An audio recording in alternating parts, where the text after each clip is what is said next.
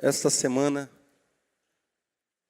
recebemos a notícia do falecimento da nossa querida irmã Ilka Placense. Uma irmã que frequentemente passeava pelas ruas de Aquidauana na sua bicicleta cantando louvores ao Senhor.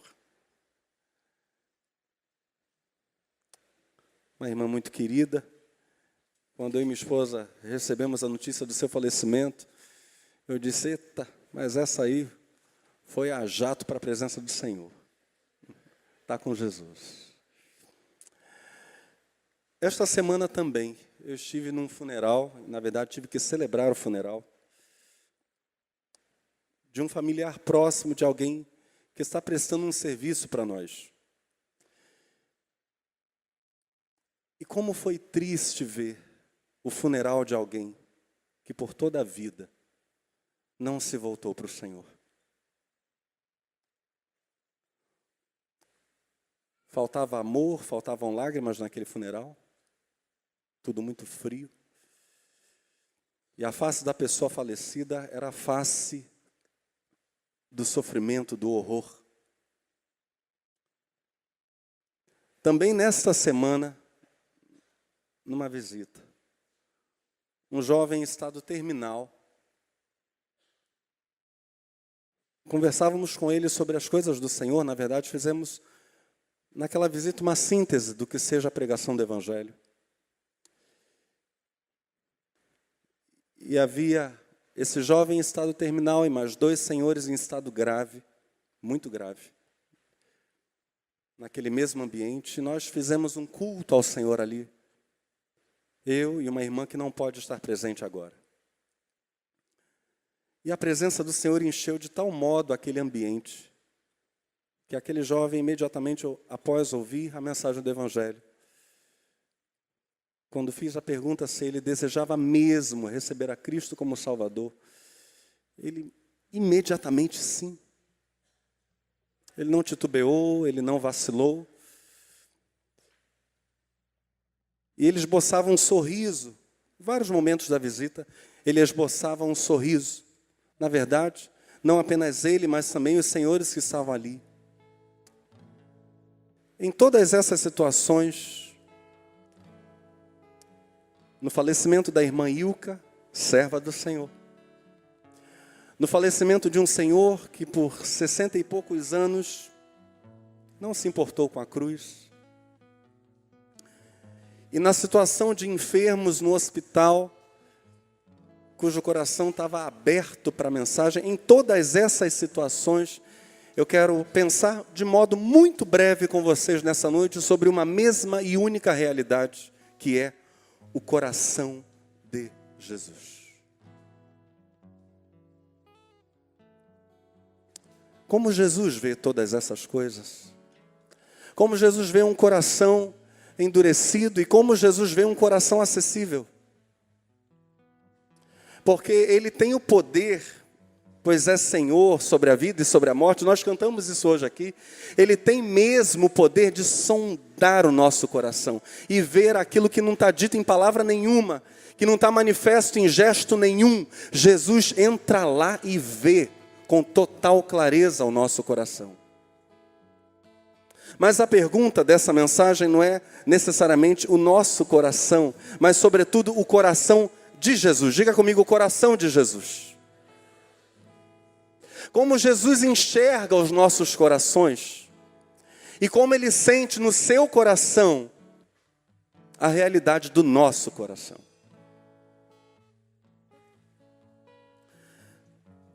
Nessa breve palavra, eu quero primeiro pensar com vocês sobre a vinda de Jesus ao mundo. Estamos juntos? Alguém que deixa mesmo seu pai, que deixa mesmo seu trono e vem. Por 33 ou 34 anos aproximadamente, ele estará longe da presença imediata do Pai, ainda que ele diga, o Pai está sempre comigo, porque faço sempre a sua vontade. Esse estar sempre comigo, ou sempre me ouvir, é mesmo a referência ao representante legítimo do Pai, que é o Espírito Santo com Jesus. Mas a presença imediata do Pai estava lá. Jesus deixa o Pai, Jesus deixa o trono com um propósito: ir para a cruz. O único propósito não é outro senão salvar as almas dos homens.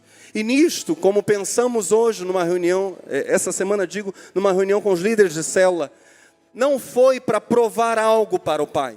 Santo Agostinho dizia que o amor, o amante e o amado, a Trindade, viviam em santa harmonia por toda a eternidade. Não havia necessidade de uma prova de amor para o Pai. Jesus não vem para provar o amor para o Pai, em ser capaz de entregar a sua própria vida para reaver o reino a seu Deus e Pai. Não é essa a questão. Jesus vem por causa de nós, e vem para ser um de nós, sujeitando-se à mais terrível morte de seu tempo, a morte de cruz. Mas há uma lição poderosa que Isaías 61 vai dar para nós, e Lucas 4, quando Jesus cita esse texto, vai abrir esse ensino para nós. Ainda que Jesus tinha deixado o Pai, ainda que Jesus tenha deixado o trono, eu gostaria que você repetisse essa questão fundamental para nós fixarmos juntos. Diga comigo: quem abre mão de si para ganhar o mundo, para salvar os outros, sempre terá consigo o Espírito Santo. Jesus deixa o Pai, Jesus deixa o trono, mas Ele jamais irá ficar sem a pessoa do Espírito Santo. Porque quem abre mão de si para salvar os outros, estará sempre acompanhado do Espírito Santo. É isso que a profecia de Isaías vai dizer no capítulo 61. E Jesus, lendo esse texto lá na sinagoga em Nazaré, vai afirmar essa palavra. Primeiro Isaías 61. O Senhor Deus me deu o seu Espírito, pois Ele me escolheu para levar boas notícias aos pobres. Ele me enviou para animar os aflitos, para anunciar a libertação aos escravos e a liberdade para os que estão na prisão. Ele me enviou para anunciar que chegou o tempo em que o Senhor salvará o seu povo. Eu avanço para o cumprimento disso. Lucas 4, verso 16. Ele foi a Nazaré, onde havia sido criado, e no dia de sábado entrou na sinagoga, como era seu costume, e levantou-se para ler. Foi-lhe entregue o livro do profeta Isaías, abriu-o e encontrou o lugar onde está escrito: o Espírito do Senhor está sobre mim, porque Ele me ungiu para pregar boas novas aos pobres. Ele me enviou para proclamar liberdade aos presos e recuperação da vista aos cegos, para libertar os oprimidos e proclamar o ano da graça do Senhor. Que coração maravilhoso. Que coração bem disposto, o coração de Jesus, que deixa tudo para trás para anunciar salvação aos perdidos. Ele faz isso porque Ele é amor, e Ele faz isso porque a nossa condição era a mais miserável possível. Eu gostaria que você olhasse para a pessoa que está perto de você, essa pessoa linda, única, e dissesse: o nosso estado era deplorável, miserável, mas Jesus veio para nós.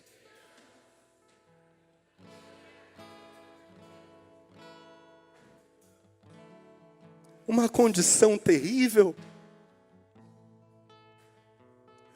Como diz a profecia de Isaías, uma condição de pobreza, aflição, escravidão, cegueira. Essa é a condição do homem sem Cristo. Jesus deixa o trono e deixa o Pai para ir à cruz. Mas quem abre mão de si para salvar alguém, jamais fica sem o Espírito. Esse é o coração de Jesus. Um coração amoroso, um coração salvador, um coração cheio do Espírito Santo. Em segundo lugar, no domingo passado, nós pensamos sobre a mais terrível dor de Jesus na paixão, que não foram os açoites, não foi a coroa, não foram os cravos nas mãos e pés, ainda que tudo isso tenha doído e muito. A maior dor de Jesus, e ele vai fazer um eco dos salmos, é mesmo aquele que comigo comia, aquele meu amigo íntimo, levantou contra mim o seu calcanhar e me traiu. Diante de Pilatos, Jesus vai citar isso, não vai citar outra coisa, não vai reclamar de açoites, nada disso. Ele vai fazer referência ao grave pecado de Judas, o seu traidor. Mas eu gostaria de pensar com vocês no seguinte: desde o início, desde o chamado de Judas, desde o chamado dos 12 apóstolos, Jesus sabia, porque ele sonda os nossos, ele sabia quem era quem. Ele nunca esteve enganado sobre a disposição do coração de cada um dos 12. Ele chega mesmo a dizer na última ceia: um de vós é um diabo. Jesus conhecia os que eram dele. Aliás, a Escritura vai dizer que ninguém precisava contar para Jesus o que ia no coração dos homens, porque ele sabia o que ia no coração dos homens. Mas ainda assim, Jesus, por 3 ou 4 anos, durante todo o seu ministério terreno, conviveu com Judas e em todo esse tempo o amou.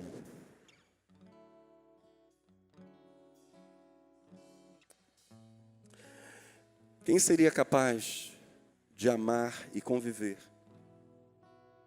com um traidor, com um inimigo, por 3 ou 4 anos? Mateus 26, verso 49, logo aproximando-se de Jesus, disse: eu te saúdo, Rabi. E nós vimos no domingo passado como seria essa saudação. E beijou. Jesus, porém, lhe disse: amigo, a que vieste? Então, aproximando-se eles, lançaram mão de Jesus e o prenderam. Amigo. O coração de Jesus é mesmo um coração inteiramente disposto a amar quem quer que seja. É o coração de Jesus. E a Bíblia diz que cada um daqueles que foram chamados, e nós vamos ver esse vai ser o último texto da noite, cada um daqueles que foram chamados a seguir Jesus e que estão seguindo Jesus, são igualmente chamados a terem esse mesmíssimo coração.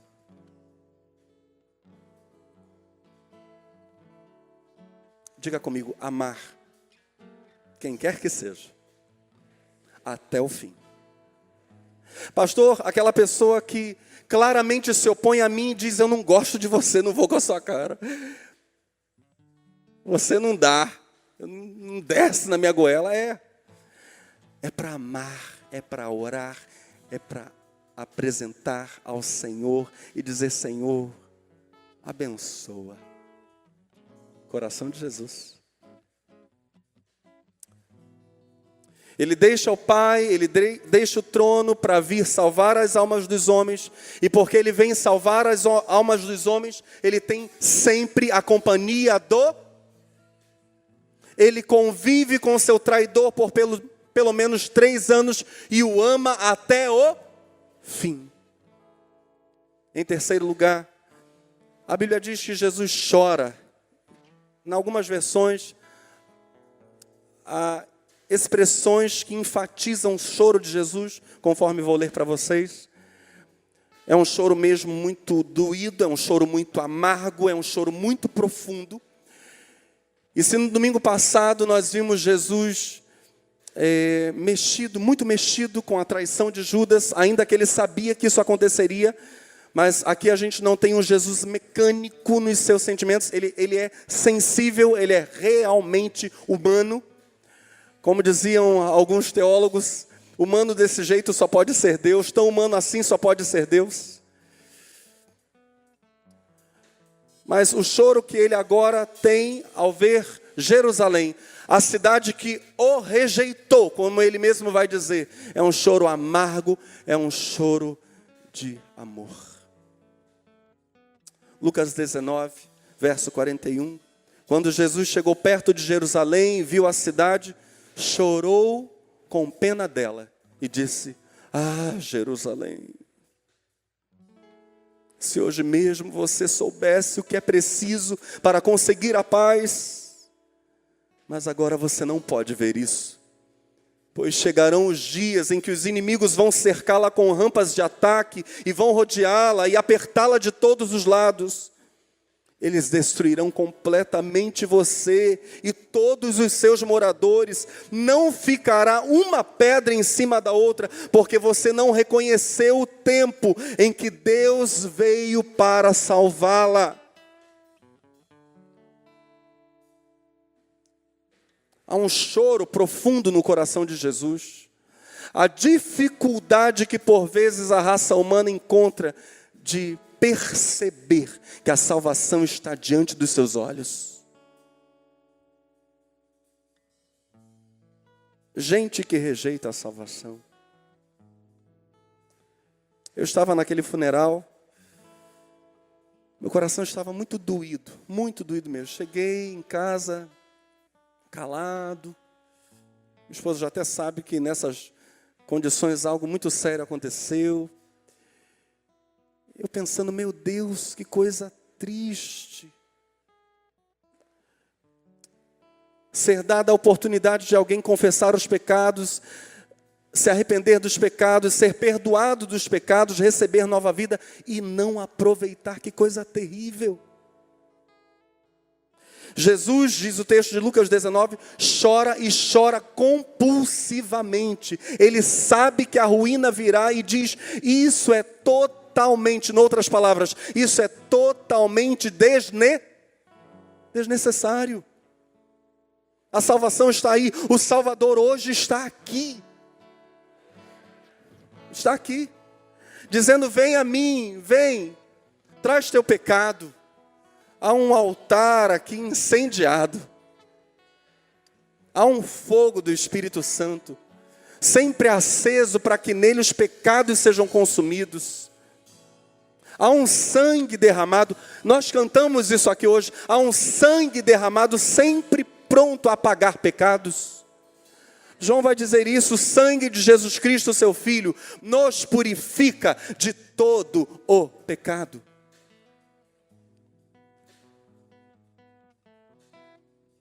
Todo pecado.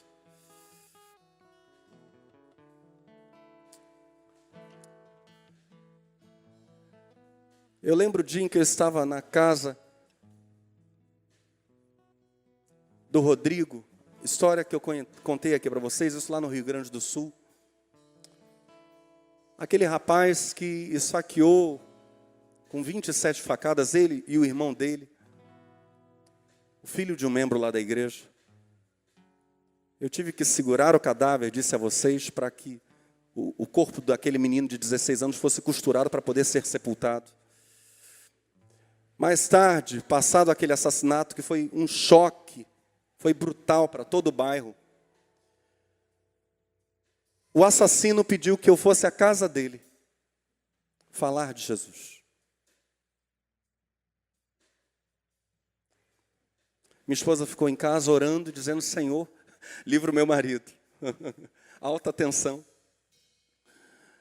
Dias antes, e isso eu não contei aqui, conto agora, um menino que estava vindo para a igreja, estava vindo para Jesus, ele tem um biotipo muito parecido com o meu, mesma altura. Na época eu era magro, hoje não sou tão magro assim. Os anos têm me feito bem. Minha esposa.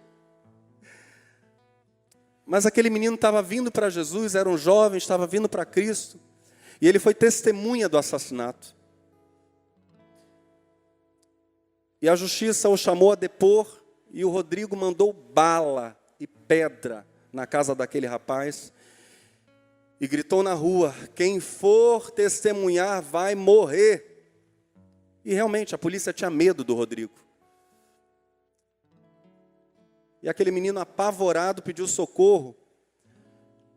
E nós montamos um esquema, eu e alguns membros da igreja, já que eu era tão parecido com ele, para que ele, em caso de ser perseguido, porque o Rodrigo morava nada mais nada menos que 2 quadras só para cima da casa dele.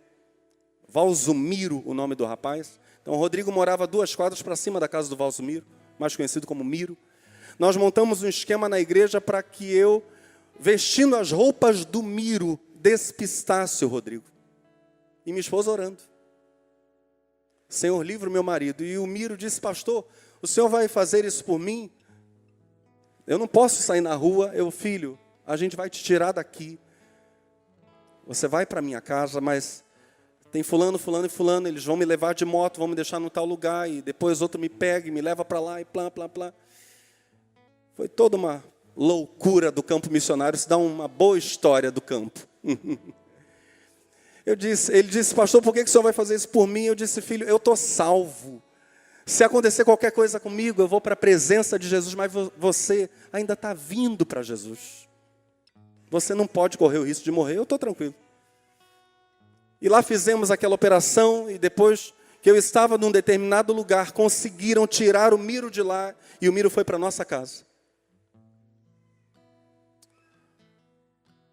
O Rodrigo não conseguiu tocar no Miro.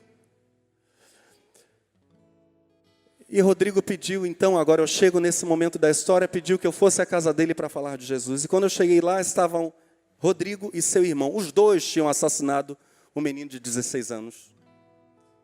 E eu levei, naquela época era VHS, fita VHS, não sei quantos ainda lembram dessas coisas.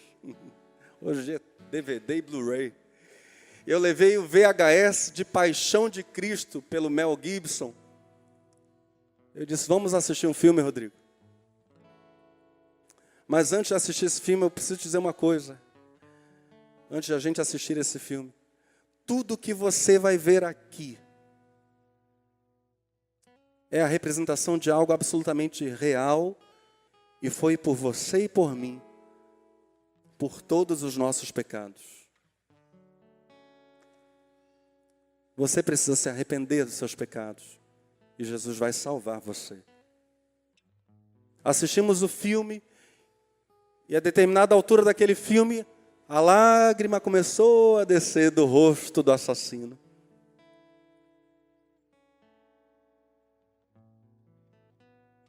Ficou pensativo. E eu disse para ele, Rodrigo, Jesus te ama, quer apagar os teus pecados. Arrependa-se. Ele vai apagar os teus pecados. Eu perdi o contato com o Rodrigo, não sei que fim levou a sua história. Mas eu sei que a salvação estava bem ali, como nesta noite está bem aqui. O mesmo Salvador Jesus, que chora quando o nosso coração se endurece. Mas, como diz a Escritura, a festa nos céus, diante dos anjos de Deus, quando um pecador se arrepende. E se a festa diante dos anjos, quem faz a festa é Deus mesmo. Deus celebra quando um pecador se arrepende dos seus pecados. Em quarto lugar e último, o plano de Deus é que cada um de nós, diga comigo, eu. Coloca a mão no seu coração e diga, eu mesmo. O plano de Deus é que cada um de nós tenha a glória de Cristo, o Espírito de Cristo, o coração de Cristo, o caráter de Cristo, para que Cristo seja exaltado em nós, para que Deus seja exaltado em nós, pela replicação de seu Filho amado, Jesus Cristo, em nós. Em Jesus, salvar, redimir, é replicar-se. Esse é mérito de Cristo. John Piper vai dizer, e aqui, antes de citar John Piper, eu preciso lembrar que a Bíblia chama de Jesus de o Filho unigênito. Único no gênero, único filho gerado, no modo pelo qual ele foi gerado. Mas John Piper se serve dessa expressão para expressões inusitadas. Ele diz o seguinte, Deus, a partir de Cristo, cria secungênitos, tercigênitos miliogênitos, de modo que Cristo seja exaltado, louvado, honrado no centro da vida, do coração de um povo salvo. Romanos capítulo 8, verso 29 diz: porque os que conheceu de antemão, também os predestinou para serem conformes à imagem de seu Filho, a fim de que ele seja o primogênito. Então o unigênito deixa de ser único no gênero e passa a ser primogênito ou primeiro no gênero. A fim de que ele seja o primogênito entre muitos irmãos. Temos aqui algum irmão caçula ou irmã caçula de Jesus? Ele é o primogênito.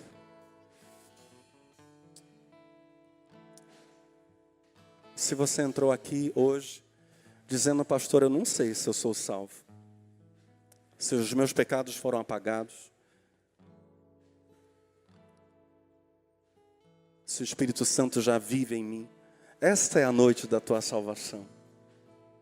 Esta é a noite de você dizer: Senhor, apaga os meus pecados, salva a minha vida. Perdão, eu creio em Ti.